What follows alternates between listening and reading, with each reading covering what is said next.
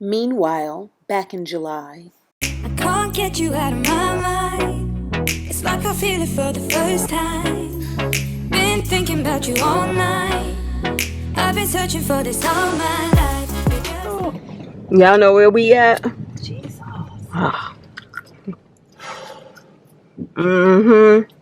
Yep, we here. Ooh. Ooh. Ooh. They just look kind of swervy. Yeah. Let me put the camera down. Now, Corinne, what was you saying when they used to live here in Baltimore? So when we moved here, children here go to school in Baltimore City proper. They take the regular public transportation. They have cars. They can use them from like 6 a.m. to 6 p.m. So to support them with being empowered when they went to the bus stop, you know, I would Google the dope fiend lean, and it's a whole process. And it's a person like they go all the way down really slowly, and they look like they about to tip over, and right before they touch their toes on the ground, they pop back up and start walking like regular. And you'd be like, what just happened? That's a dope thing. Like, it's not like a pass out. It's not like a, you know, just knock somebody out on the ground. It's like, gosh. Oh, that's cute. I never saw that before. What? This wall. Oh, discover your own superpowers. That's cute. Yeah. Let me show y'all the smaller. After these people get on my way. Oh yeah, that is really cute. Dream play train. Yeah, that's new. Well, not this house, but that house used to be, I don't know if it still is, but the Catholic people own that, and that's where you could go stand in line and get food and all kinds of stuff. All right, we have technically arrived. So this house right here was the last to sell at $388. But it's an in unit, lots more, like 5 bedrooms and some more stuff and all this back here, you know, because it's an in unit. Yeah. But still, it just offers to the comps in the area, which is good. But the other house on the end of my street sold, but they bought before it went on the market. So you don't really actually have those comps on the table. You don't have access to them because it didn't go out there. And I think somebody finally bought that one. So this one all the way at the other end. And that's that lawyer couple I told you that they own this house with the green door. And they moved out of that, rented it, and then moved in this renovated one out here.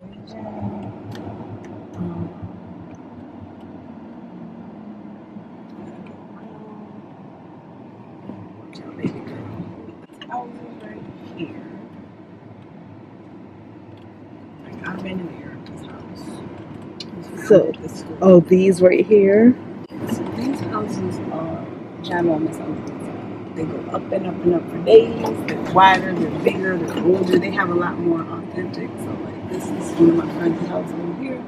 And so her daughter was at our house, and she was, you know, people come over our house and they're like, oh, this is nice, your room is so big. And she was like, oh, I could fit your room in my room twice. This is like a 8-year-old, like a something-year-old talking to, you know, Jalen when she was little. Those houses right there. And then these right here in the square. This is in the square. Yeah, so these ones. She got to pull over for us. These are very differently big. Yeah, we couldn't afford any of these. And so this house with the little placard on it is a historical house that's national.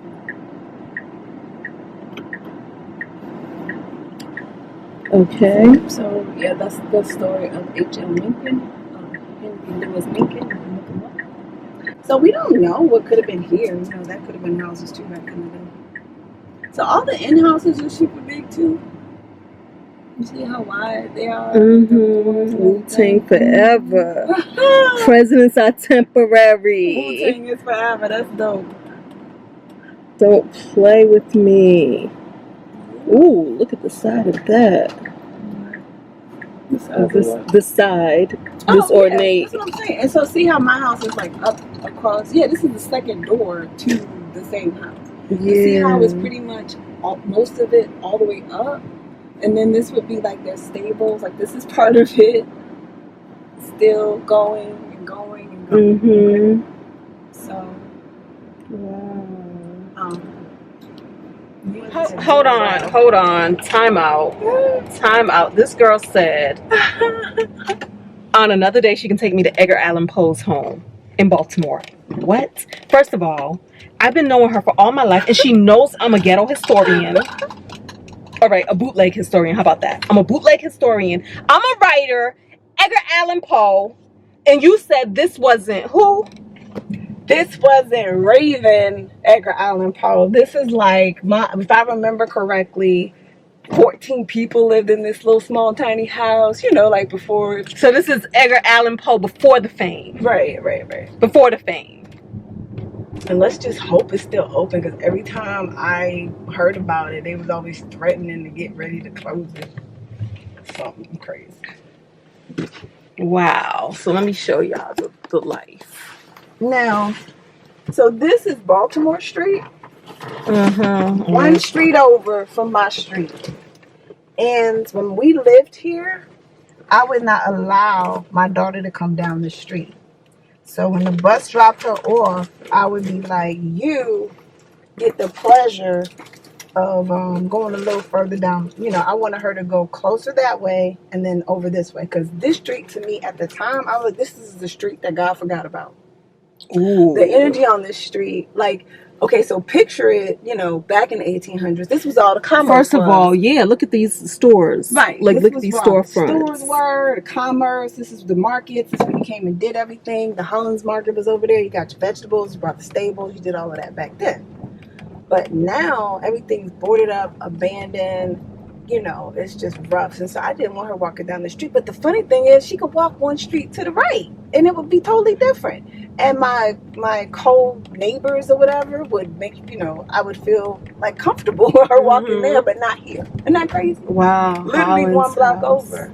Yeah. And the other thing they do around here, which I don't appreciate, is they put a lot of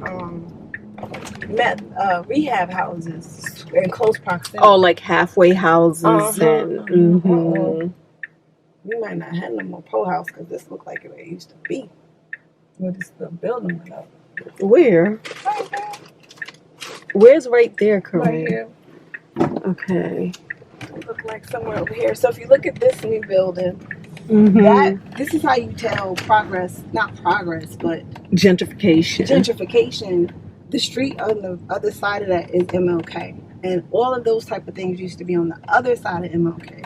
But now it's edging its way over here. So and this thing right here, that was not here. You see what I'm saying? It's coming. It's coming further. So as an investor, you know, you would be looking at this stuff like by now. But it's coming down. It's coming all the way down. I'm trying to find my phone so I can look it up and make sure it didn't disappear.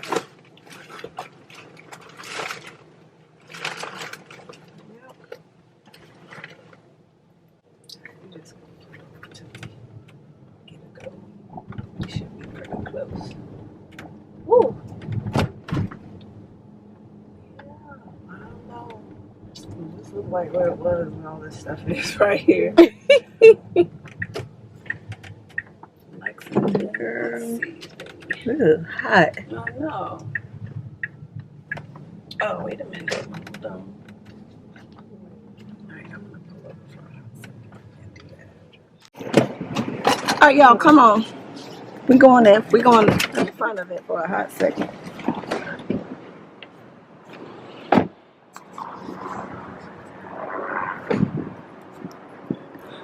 All right.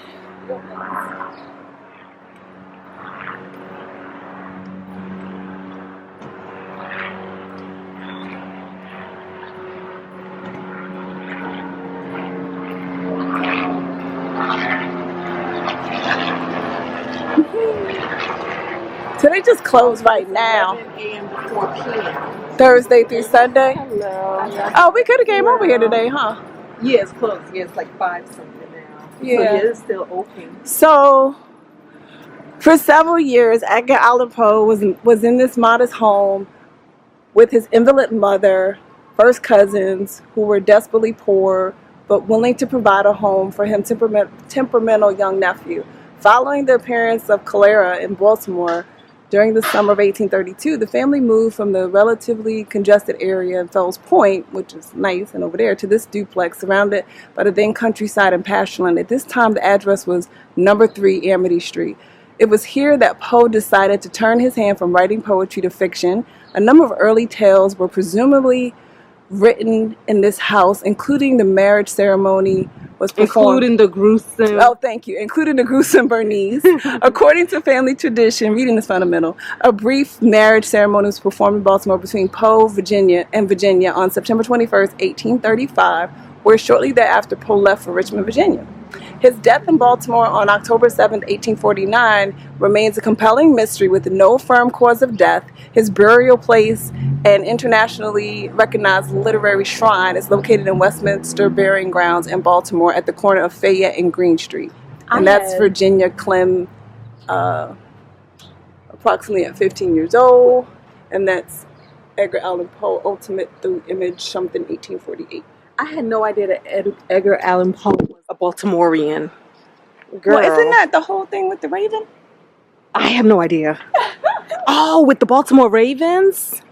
No, not the Ravens, the football team, but the literary. No, but I'm saying, is it that the Ravens are the Ravens because of the Raven and Edgar Allan Poe? Like, is there a connection? Oh, look at the street sign. Did you see it? Yes, boo. I seen that from the car. So, as we were writing it, that you can't really see, this house is attached to the now project. What does that say? It has been designed and registered in National Historic Monument under the provisions of the Right Act. 1972, the year I was born. The year you was born. Yeah. Yeah, this is pretty interesting.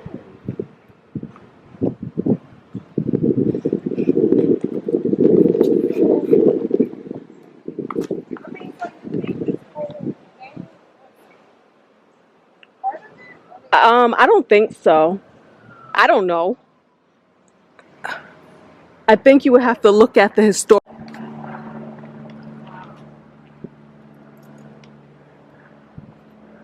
Yeah, no, this looks like this was like a separate situation. And it's like, why is it? It looks like it's kind of cut off, like almost. Bigger, smaller in the back than in the front. Girl, I don't know. I don't know what this. When I say cut off, I mean like this. Like this looks cut off. Oh, okay. Well, there's more. This is like my house, where there's that gap by the between the houses in the back, where they don't touch, which is pretty authentic. Or they got AC in there. Girl, that is funny. Yeah, I can see. Corinne trying to figure it out. I need to know these things. Okay, y'all see that? Like in the front is the bigger part of the house. This is the smaller version of my house. And then the gap between whatever. And then this shorter part. Here go these stars. Yeah. That's something. So this would make sense. But I thought I read somewhere that there was like a lot of people in this house. Like, well, what I'm wondering is this. Look at this side of the bricks. Don't this side of the bricks, they look different. Yeah. They look almost like they was built to, because they cut the house in half. Like maybe the house was bigger at some point. You know what I mean? I don't know if that's really a thing. I don't know, girl. I don't know. It feels. All right, y'all. Thank y'all for joining us on this field trip. Oh, I guess I gotta get close enough to the car to let Corinne back in. All right, y'all. Since we out here getting smart in these Baltimore streets, I googled, where did the Baltimore Ravens name come from? It says the moniker stems from the famous poem by Baltimorean Edgar Allan Poe. The Ravens is named after literature. Who knew? I've been Corinne's friend ever since she was born. And she ain't never take me on none of what? She ain't never take me on none of these. Let me turn y'all around. Oh, that's a little bit. Oh no, girl, that's his hands. I was like, that's a baby. She ain't never take me on any of this great Baltimore tours. The tours of Baltimore. She was just telling me about. Go ahead, Leslie Lewis. Who we met on Abraham Hicks in 2014. Abraham Hicks. Well, the first one I went on. Mexico. Yeah, in Mexico, Playa del Carmen. We met this young lady, very vibrant, energetic person. And come to find out, Reginald F. Lewis is her father. And she lives in New York. She lives in New York. And I was living here in Baltimore.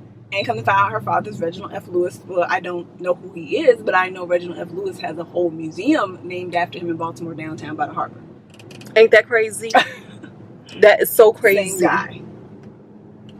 Yeah. At the time, I had researched him, and I knew I could articulate a lot more about him. But so Corinne says she's gonna take me on a Baltimore. She's gonna take us on a Baltimore tour one of these days. Because I had no freaking idea. No idea. Ooh, look at them tabs. Yeah, a little bit left right here is Babe Ruth's house. Yeah, it's all kind of stuff. Yeah, it's right beside a restaurant. It's right beside that restaurant by that green stuff. It's Babe Ruth's house. When he was here or whatever. Yeah, it's a lot of. And then there was this guy I was dating. I think I used to pick him up from right about. Yeah, what you didn't tell me? What you talking about? Are you making up stuff? Did he live in one of these tents? I don't even know. What are you talking about? Yes, sir. You remember? No. I'll tell you. Yeah, you can turn the camera off for that. Wow, Baltimore. Yeah. So this side over here, you can see that sign over there says Pigtown. We're actually just a couple of blocks from my house. What do you mean Pigtown? Right there. Well, he got his. Oh, it must be an event because he said parking. But I can't remember why Pigtown is called Pigtown, but it says welcome to Baltimore's Pigtown. Oh, it sure does. That street is vibrant community, whatever. So they're building that back up as well. But the funny thing is, they try to realign the lines around here to different neighborhoods, to, like they do everywhere to benefit certain things. So the stadium's over here, whatever. The new we're gonna pass the casino in a minute.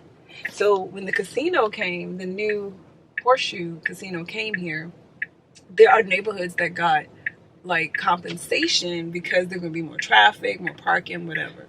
But they drew the lines in some weird ways where people actually, I could walk to the Horseshoe from my house technically, and people who live further than that got the compensation, but we didn't. Yeah, so just crazy stuff. Crazy stuff. But there's the M&T Stadium where I saw Beyonce. Like you can see them walking and they got their jerseys on. It's not football. What is it? I thought this was football. I thought this is where the Ravens played. What? What am I looking at? Oh yeah. It is where the Ravens play. Okay. But it's not time for them to play, is it? Oh no. Yeah, you mean it's not football season. Yeah. So this is the Ravens Stadium, and then right across from it is the Orioles. Really close by. Oh, right here. This is the Orioles. That's the Ravens. Okay. Wow. Yeah, so something's going on. No, yeah, because look. Something, maybe an exhibition game or something. Or yeah, because it's like people are in their Baltimore Ravens jerseys. When there's a game, they set up tents and stuff like that. Yeah. So it must be something.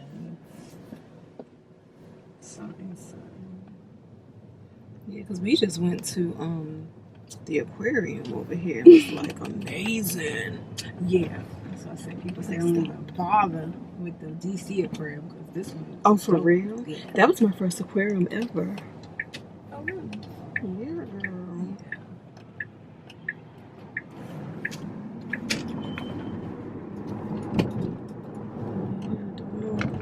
What's I saw Beyonce. Oh, you don't remember? I think you bought the tickets. Yeah, with the credit card. Yeah. Buy it, ask questions later. Yep. Yeah. Girl. But yeah, there's the portion. So there's the casino she was talking about. And technically, if you walk like 8 blocks that way, you know, maybe 10 blocks, you'd be right back at my house. We got a lot of airports and a lot of casinos in close proximity. When you think about it, a lot of people don't have this much stuff. Yeah, you gotta go far to gamble. Well, you did back in the day. You had to go to West Virginia. Had to go to far to Charlestown, races gamble. and slots. I used to see that commercial all the time. I can't get you out of my mind. It's like I feel it for the first time. Been thinking about you all night. I've been searching for this all my life. You're just my type.